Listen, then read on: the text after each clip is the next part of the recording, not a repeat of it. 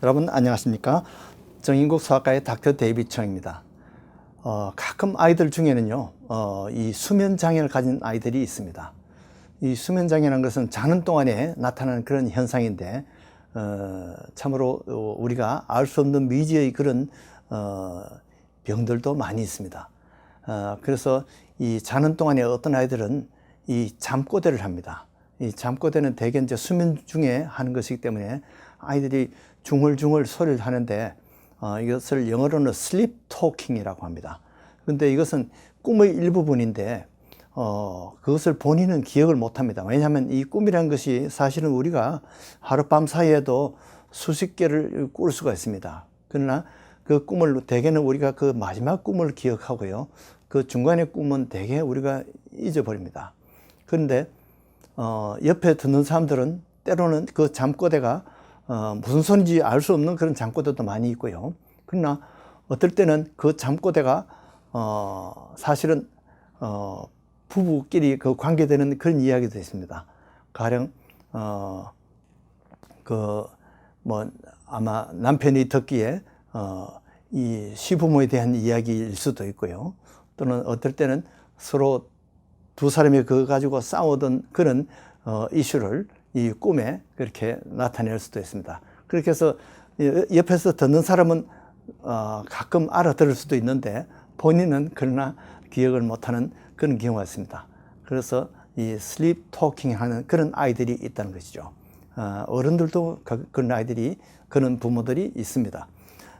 그래서 이 슬립 토킹이라는 것은 뭐 그렇게 병적인 것은 아닙니다. 그러나 그런 현상이 있다는 것이죠. 그래서 슬립 토킹을 통해서 어떤 부부들은 서로 비밀을 감추어둔 그런 비밀을 이렇게 자백받는 그런 시간이 되기도 합니다.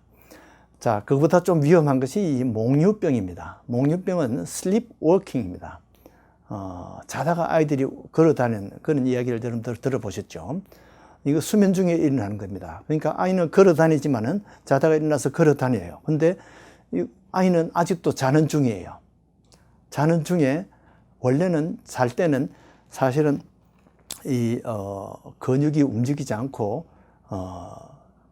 가만히 이렇게 릴렉스 하는 것이 보통 상례인데, 이 슬립 워킹 한 아이들은 자는 중에도 근육이 움직여서 일어나서 변소를 갔다 오기도 하고, 또 부엌에 가서 부엌 문을 열었다 닫았다 하고, 또 어떤 아이들은요, 문을 열고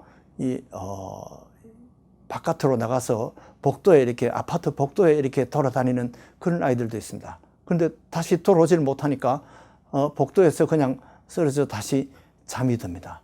그렇게 되면 이웃집에서 보고는 이것은 차일드 어뷰즈다, 또는 차일드 니글렉트다, 이렇게 오해를 받는 수가 많습니다. 아이의 그 병 때문에 아동학대의 오해를 받을 수가 있다는 거죠. 근데 본인은 전혀 기억을 못해요. 왜냐하면 이것은 잠 속에서 일어나는 거기 때문에.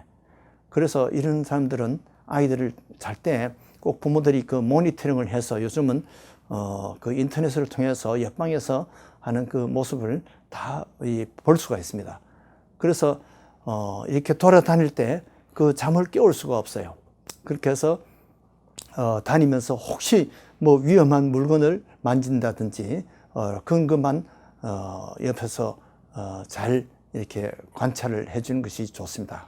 보호를 해주는 것이 좋습니다. 그 위험한 물건을 방에서 다 치우는 것이 좋습니다. 대개 이런 아이들이 슬립 워킹한 아이들도 자라면서 대개는 없어집니다.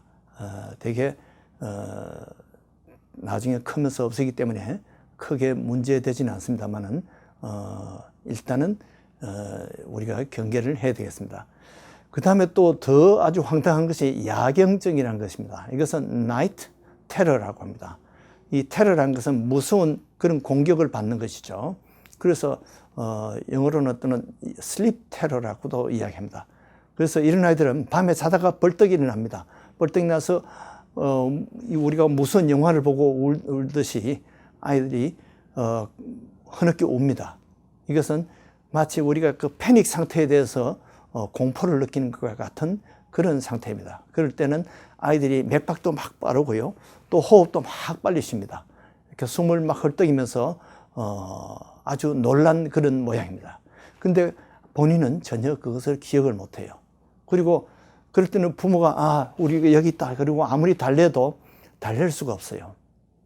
이것이 보통 그 악몽과 다른 점입니다. 악몽은 사실은 나이트메어라고 하는데 보통 무서운 꿈입니다. 보통 우리가 무서운 영화를 보고 자거나 이럴 때 또는 무서운 상상을 하다가 자면 이런 악몽을 꾸게 되죠. 보통 우리가 어른들도 이 가위 눌린다 그런 말을 하는데 도둑이 들어왔는데 소리를 지르는데 소리가 안 나요. 호랑이가 바로 막 따라오는데 도망을 가려는데 발이 안 떨어져. 이것은 악몽입니다. 이런 것은 우리가 다 기억이 나죠. 깨고 나면 기억이 납니다. 근데 이런 것은 부모님들이 와서 달래주면 좋아집니다. 그 호랑이 그 꿈이야. 진짜가 아니야. 그리고 도둑이 온 것도 그거 진짜 아니야. 가짜야. 그러니까 우리가 여기 있으니까 걱정하지 마. 그러면 아이가 마음을 놓고 잘 수가 있습니다. 이렇게 악몽은 본인이 기억하고 우리가 달랠 수가 있습니다. 이것은 나쁜 징조가 아닙니다. 그러니까 악몽은 우리가 무시해도 좋습니다. 이것은 단순히 그 전에, 자기 전에 우리가 생각했던, 걱정했던 것이라든지 영화라든지 이런 것이 우리가 꿈에 나타난 것이니까 그것은 아무 병적인 것이 아닙니다. 그러나 이 나이트 테러는 야경증은 부모가 달랠 수도 없고 잠을 깰 수도 없습니다. 대개 1시간 정도 그렇게 하다가 보통 이제 잠들어서 한두 시간 이후에 이것이 잘 생기는데요. 그러니까 밤 12시 전후에서 많이 생겨요. 그러니까 그때 많이 생기는데 아이가 막 무서운 그런 표정을 짓고 아이가 울고 무서워하고 그런데 본인은 또 그러다가 한두 시간 지나면 다시 푹 쓰러져 잠이 들어요. 그리고 그 다음날 물어보면 아이는 전혀 기억을 못합니다. 이것은 병적인 수면 장애입니다. 그래서 그런 것은 전문가와 상담을 해서 치료가 필요할 수도 있습니다. 그 다음에 이제 이 수면 장애 중에 아주 심각한 것이 수면 무호흡증입니다. 보통 코골이 하는 사람들, 코를 고는 사람들 중에 무호흡증이 많이 있습니다. 보통 잠깐 동안 몇 초 동안 하는 것은 괜찮지만은 이것이 만약에 10초 동안 이상 무호흡증이 있다면 그때 산소 결핍증이 생길 수가 있습니다. 그리고 밤에 잠을 자도 아주 피로가 완전히 풀리지가 않습니다. 그래서 이런 사람들은 운전을 할 때 졸음 운전이 많이 생길 수 있고 사고 위험이 됩니다. 또 직장에서 이렇게 졸음이 와서 아주 큰 일을 저지르기도 합니다. 이렇게 해서 이런 사람들은 운전수라든지 또는 기관차 운전수라든지 이런 사람들은 조심을 해야 되겠죠. 그래서 이런 사람들의 치료는 밤에 잘 때 이 CPAP이라는 기구를 쓰기도 합니다. 이것은 계속 공기를 불어넣어 주는데 압력을 불어넣어서 이 무호흡증을 방지해 주는 그런 장치입니다.